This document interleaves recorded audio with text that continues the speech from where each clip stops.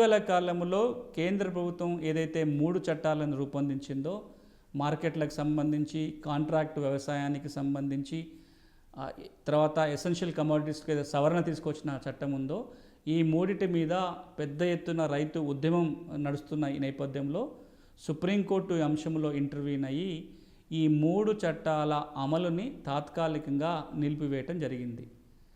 ఇది రీసెంట్గా జరిగిన అంశం. ఇప్పటిదాకా ఈ తీర్పులన్నిటిని మనం చూసుకుంటూ వస్తే ఎక్కువ సందర్భాలలో సుప్రీంకోర్టు కానీ, హైకోర్టు కానీ రైతుల పక్షపాతిగా ఉండే ప్రయత్నమే చేసింది. కానీ కోర్టుల దృష్టికి రైతుల తరపున వెళ్తున్న కేసులే చాలా తక్కువ. విత్తనాల సందర్భంగా చూసుకుంటే కనుక ఎంతమంది విత్తనం నష్టపోయినప్పుడు కోర్టు మెట్లు ఎక్కగలుగుతున్నారు, ఎంతమంది తమ కొత్త విత్తనాలని రిజిస్టర్ చేసుకోవడానికి, మేధో సంపత్తి హక్కుల్ని కాపాడుకోవడానికి వెళ్ళగలుగుతున్నారు.